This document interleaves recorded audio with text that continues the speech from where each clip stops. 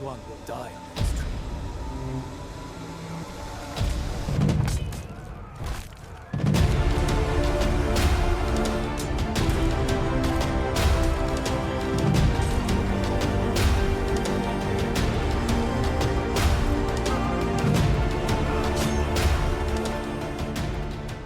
In 342 BC, a general, blinded by ambition and a personal vendetta, pursued an enemy he believed was collapsing.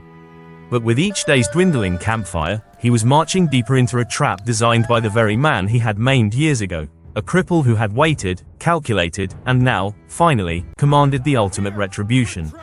Welcome back to the History Atlas. Today, we unpack Tran Ma Lang, the Battle of Meiling, where the psychological torment of a rival led to one of ancient China's most brilliant and brutal ambushes. This conflict defined the Warring States period, pitting the power of Wei against the rising strength of Qi. At its core lay the bitter animosity between former classmates, Sun Bin and Pang Wan. Pang Wan, consumed by jealousy, had betrayed and cruelly maimed Sun Bin. Now, from his wheelchair, Sun Bin masterminded a deception, manipulating Pang Wan's arrogance through the feigned retreat and decreasing cooking fires, drawing him into a meticulously planned death trap. The mid-4th century BC plunged ancient China into the crucible of the Warring States period. 7 major powers, Qi, Wei, Chu, Han, Zhao, Yan, and Qin, vied for supremacy, locked in a brutal contest of arms and alliances where borders were fluid and peace a fleeting illusion. Among these, the state of Wei stood preeminent, a military colossus. Its disciplined armies, forged in decades of relentless campaigning, had carved out a formidable empire in the Central Plains. King Hui of Wei, driven by an insatiable hunger for hegemony, consistently pushed Wei's borders, seeking unquestioned dominion. Despite strategic setbacks like the Battle of Guiling, Wei's formidable military might remain a terror to its smaller neighbors. This relentless expansion threatened the state of Han. Caught between powerful rivals, Han faced Wei's full might, its very existence imperiled. With cities besieged and armies near collapse, Han appealed to the distant state of Qi, a desperate plea for salvation from Wei's crushing grip. Once, they were brothers in arms, students under the same master, the enigmatic hermit Giguzi. Sun Bin and Pang Wan, both prodigious minds, sharpened their intellects on the same strategic texts, destined, it seemed, for shared glory. Pang Wan swiftly rose to prominence as a successful general for the powerful state of Wei, proving his formidable tactical acumen. Yet, his triumphs were poisoned by an insidious jealousy. He recognized in Sun Bin a superior strategic intellect, a brilliance that, to Pang Wan, overshadowed his own.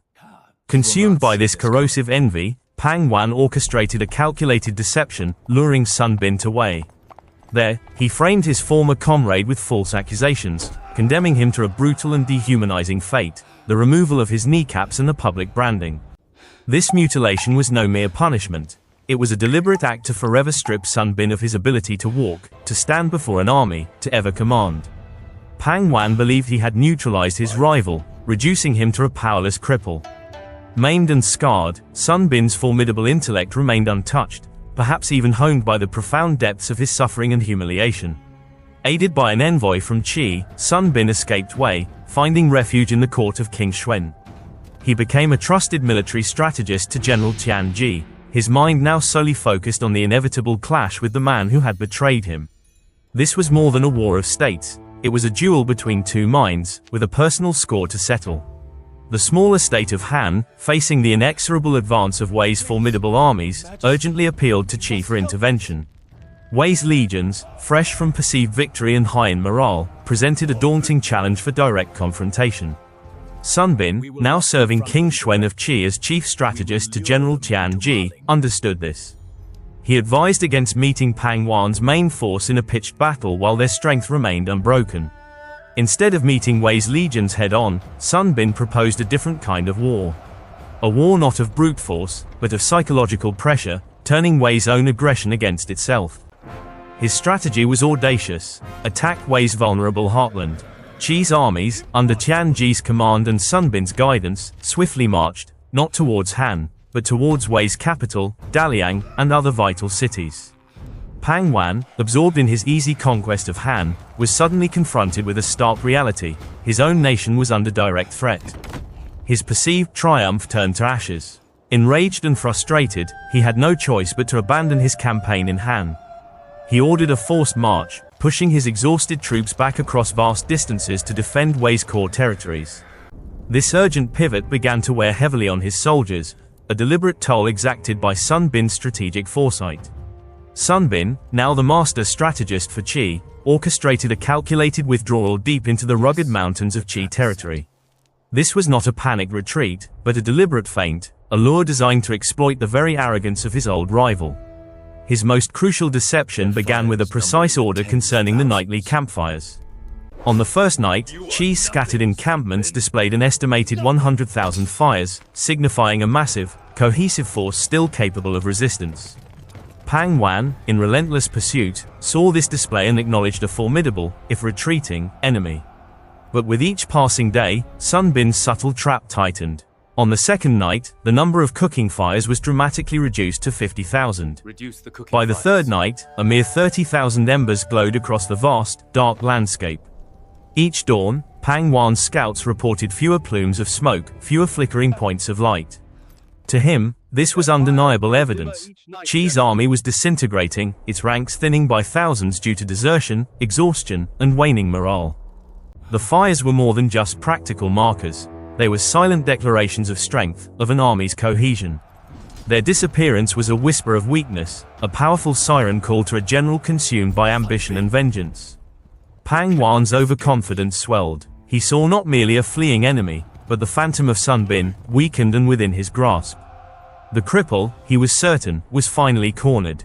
Driven by this conviction and a burning desire for personal triumph, Pang Wan cast aside prudence. He ordered his slower main army to follow at a distance, while he personally pressed forward with a swift vanguard of 10,000 light cavalry.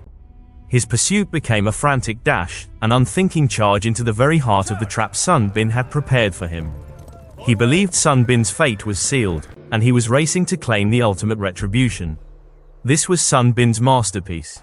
Every detail, from the choice of terrain to the psychological trigger, was meticulously planned. He didn't just outmaneuver Pang Wan, he outthought him, predicting his every flaw. Meiling was no accidental battlefield. It was a natural choke point, a death trap woven into the landscape itself. The towering ridges, thick with foliage, offered perfect concealment for a vast host of archers, unseen, unheard.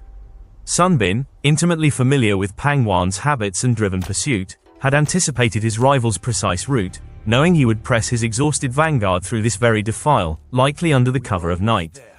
10,000 elite archers of Qi, chosen for their discipline and skill, lay hidden on the slopes above, their bows drawn, their arrows poised. Their target, the unsuspecting Wei vanguard, stretched thin and complacent in the winding pass. At the deepest point of the defile, Sun Bin had ordered a large tree stripped of its bark. Upon its pale trunk, he had carved a chilling message, designed not just to mark the trap, but to break the spirit of his tormentor. Pang Wan, driven by the scent of what he believed was an imminent victory, reached the stripped tree with his light cavalry. Curious about the unusual sight, he ordered a torch to illuminate the carving. The flickering light revealed 5 characters, stark against the pale wood. Pang Wan's eyes widened, then filled with a chilling comprehension. Pang Wan will die under this tree. In that instant, realization, icy and absolute, washed over him. The pursuit, the dwindling fires, his own blind fury, it was all a snare, and he had plunged headfirst into its jaws. Before he could utter a word, 1,000 strings twanged, a hiss of arrows filled the air, then a deadly rain. Wei's vanguard, packed shoulder to shoulder in the narrow pass, became a slaughter pen. Arrows found flesh, metal clanged against metal, and the night filled with the screams of men caught in an unseen, inescapable deluge. His arrogance, his jealousy, his thirst for vengeance against the cripple, all had led him to this precise, terrible spot. The initial volley of arrows, loosed from the hidden ridges of Meiling, ripped through Wei's vanguard. Packed densely in the narrow defile, the soldiers offered no resistance, only flesh. The pass became a charnel house. Men fell in droves, unable to move, unable to fight back effectively. Panic replaced discipline, turning any thought of retreat into a desperate, futile stampede as the unseen death rained down. Before the chaos could fully register, Qi's concealed cavalry surged forward, crashing into the disoriented and trapped Wei army. The trap was sprung, and the annihilation began. Pang Wan, surrounded by the screams of his dying forces, grasped the finality of his defeat. His ambition, his hatred, his years of glory, all dissolved into this single, crushing moment. He drew his sword. "I have made the fame of this cripple," he reportedly cried, then plunged the blade into himself, choosing death over the unthinkable humiliation of capture. Wei's army was utterly broken. Crown Prince Shen, leading a separate contingent, was captured. Though ancient accounts often exaggerate numbers, estimates suggest that 100,000 Wei soldiers perished. The scale of the loss was catastrophic, shattering Wei's military backbone and its long-held regional dominance. The Battle of Meiling was an earthquake that reshaped the warring states. Wei, once a regional titan, crumbled, its military backbone shattered, its hegemony ended. Qi, guided by Sun Bin, ascended to a golden age of unmatched prestige and power. Sun Bin's reputation as a master of deception and psychological warfare was cemented. Meiling became a foundational text for strategists, a classic case study demonstrating how strategic brilliance and psychological insight overcame numerical superiority. This meticulously planned revenge delivered poetic justice, formidable forces undone by a single, brilliant mind. Wei's ambition turned to ash, fertilizing Qi's rise, and Sun Bin's name echoed as the strategist who wielded deceit with a surgeon's blade. What other battles, driven by such personal rivalries and strategic genius, should we explore next? Let us know in the comments below, and don't forget to like and subscribe to the History Atlas to relive more heroic pages of history's defining moments. Did you enjoy the journey through history? Join us again. Like, share, and subscribe to the History Atlas.